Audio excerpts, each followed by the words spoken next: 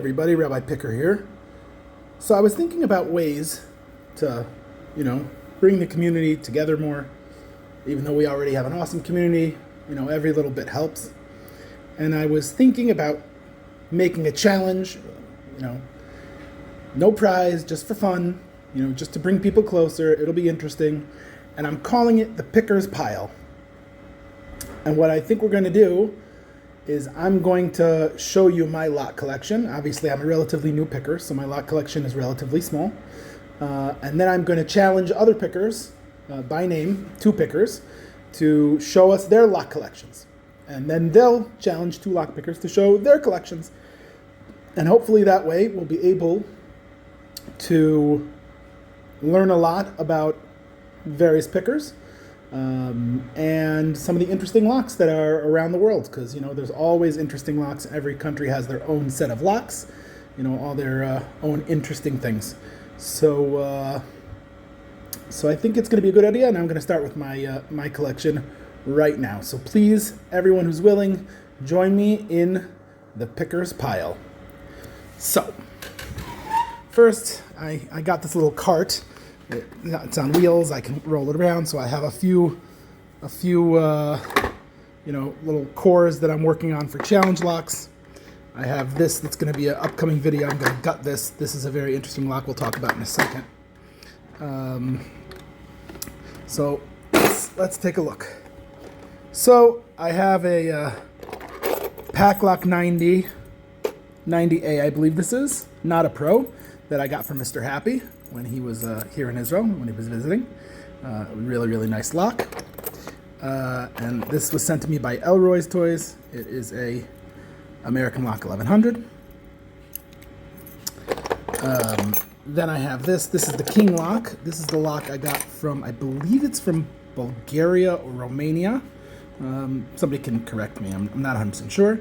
And it is very interesting. It only has pins on one side of this Euro cylinder. And the key has, let's take a look at the key. The key has the pinning twice. Every time you put the key in, it only engages that one side of pins, and it reaches through. There's a way to get all the way through the middle, and it reaches all the way through to engage that pins, which means if somebody tries to pick it from the outer side, his pick has to reach a very long way. And when I measured it against my picks, couldn't find anything that would pick it. Here is my Miwa. This is a black belt level 2. I am nowhere near that lock, but I love having it around. It's a cool lock. Really enjoy it. This one I just picked up. This is an IMI lock. It's a very rare Israeli lock. It's out of business, this company, and they don't make it anymore. It is pins and sliders. So let's take a look at that. So pins on one side, sliders on the other. Very interesting. My Abus 7240. Here we have a CISA Astral S. This is a blue belt that I got to do blue belt locks. You'll notice that it has a really nasty bitting, so I don't know how I'm going to get to that. Eventually I'm going to get to that. Now, this is something I'm really excited about. This is the ABC lock. It's a British lock. This is the same as that one. That's another half of this. This basically has 5 trap pins. So basically, as you turn the core, those pins will fall down into the key pin, slots. So if you're picking it, you will have to double pick, or depending on how you do it, triple pick the lock. It makes for a very interesting picking experience. Back here we have a this is my Gigi with that incredibly scary keyway. I have my Asa Decimo, which I'm very excited about, which I recently picked up. I think this is either a purple or a brown belt. I have to go look again and double check. I have an Eva, excuse me, and then Medico that I don't have a key to.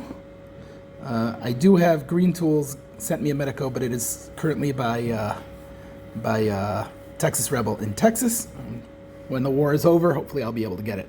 And back in here, I have this nice Corbin padlock, which I would love to get to. It has also a very, very tight keyway, but we'll get there. And then I have another American lock, but this is the American lock S1100, which means it has a 410 master core. Over here we have some other interesting things. So I have a few locks that are interesting. So this, just secondhand locks I picked up, old locks. Some of these I think are either Croatian or Bulgarian, but from the time of the Soviets. Some of these are very interesting padlocks. Not sure this one works. This one I picked up also from a collector, is a Lockwood. It has, I believe, it is a, I never actually really looked into this lock too well. I don't think it's pins, I think it's wafers, but I have to check. Here we have an old German lever lock from the time of, I'm not sure if this is from the communist East Germany or from West Germany, not sure. Here's a Yale, I forget what this one is called, but this is a very nice Yale. It has sliders and dimples. Very cool little lock. Can't wait to get to that one. Then I have my Yardeni 6. This is a green belt. It is a dimple, obviously. It has some spools. And here's the one that I've been passing around all over the place, is the Magnum Pacific. This has different sliders on two sides and pins on the third. You can see that over here. It has, pin tumbler and then different sliders. It's differently set sliders. Apparently, it's pretty poor tolerances, which makes it a little bit easier than you would assume. Here is my Minty flat key. Here's a bunch of lockout tagouts.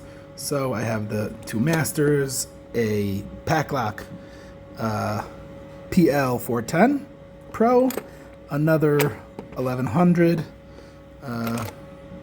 just a Master 410, nothing special, and a regular. I believe this is a Schlage cylinder, and then the Master 6885, which I got from Grouchy Lenny. A Master, I believe this was a Master. Second, to see exactly what number. Forgot which Master this is, but this is a lever lock. I made a video about this very cute little lever lock, very simple to open. This one's very interesting. This is a kiosk guard, okay? And the funny thing about this is that they only ever made one key for this lock, which means, what I mean by that is if you have a kiosk key, you can get into any kiosk guard lock. For all the locks they produced, they made exactly one key. Not exactly sure what they were thinking. Okay, back down here, I have some other interesting locks. This is an old Nabob.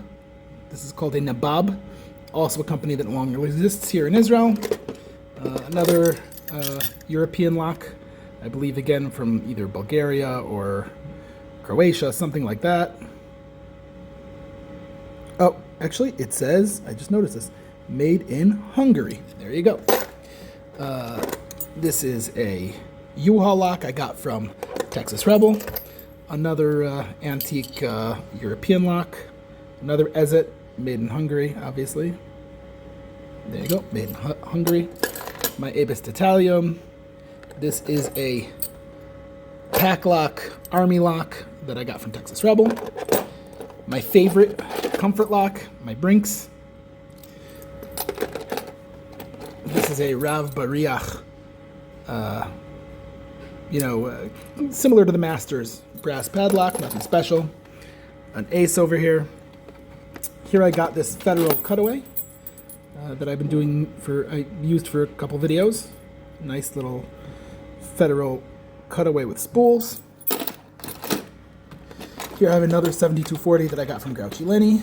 This little master lock. One of the first shorts I made was with this master lock. Really nice lock. This is a Master 401 or something like that. 141, sorry. 141. Here's one of my yellow belt Ace with 4 pins. another Abus I got from Texas Rebel, and this is my Master 150. This lock actually is one bitted. Very interesting. Is a one bitted lock. Apparently Texas says it is quite difficult to pick. Relatively easy to rake, but tough to pick. Haven't given it a chance yet. And then last but not least, another, couple interesting things. Here's my green belt ace, a Brady lockout tagout. This is a multi-lock.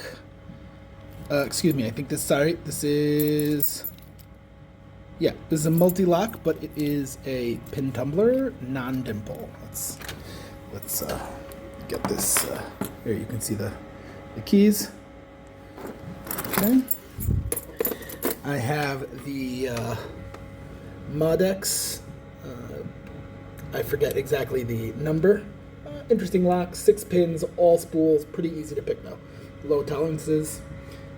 Some more Abuses. A first watch, which is basically a attempt at copying the American A1100, I believe. Nothing special. Another Master that is a 146 from England. A nice old Yale I found. Nice old Yale padlock. This Master with the bronze shackle, I forget which one it was. It's 4 pins. It's bigger than a 140, but smaller than 150. It has a designation.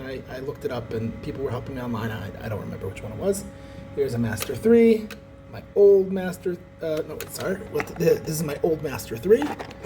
This is a really, really old Master 3 that I found.